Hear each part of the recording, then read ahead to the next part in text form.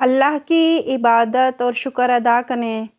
ایک آدمی روزانہ اپنے خاندان کو دیکھ کر اور اپنے خاندان کے اخراجات کو دیکھ کر پریشان رہتا کہ کیا کروں، اتنی پریشانیاں ہیں، کبھی بیماری آ جاتی ہے تو کبھی قرض، کبھی بچوں کے اخراجات کی پریشانی تو کبھی گھر کا خرچ۔ ان چیزوں سے وہ پریشان روزانہ اس بات کو سوچتا کہ کیسے پورا کروں یہ سب۔ اس علاقے کا بادشاہ روزانہ کئی دفعہ اعلان کرتا کہ اگر کسی کو کوئی پریشانی، کوئی بیماری، کوئی دولت، رزق کی ضرورت ہے تو وہ آ جائے۔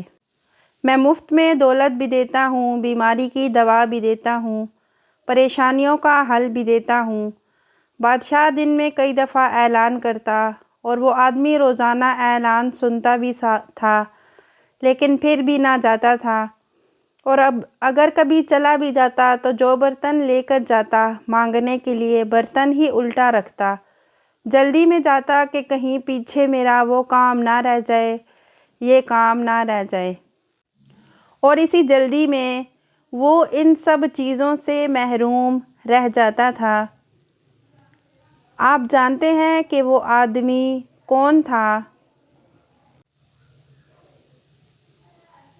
وہ آدمی میں ہوں، وہ آدمی آپ ہیں، وہ آدمی ہم سب ہیں، وہ رزق دینے والا، سب بیماریوں کی دوا دینے والا، سب پریشانیوں کو حل کرنے والا میرا رحمان اللہ روزانہ نہ جانے کتنی دفعہ اپنے بندے کو بلاتا ہے کہ میں سب کچھ دیتا ہوں۔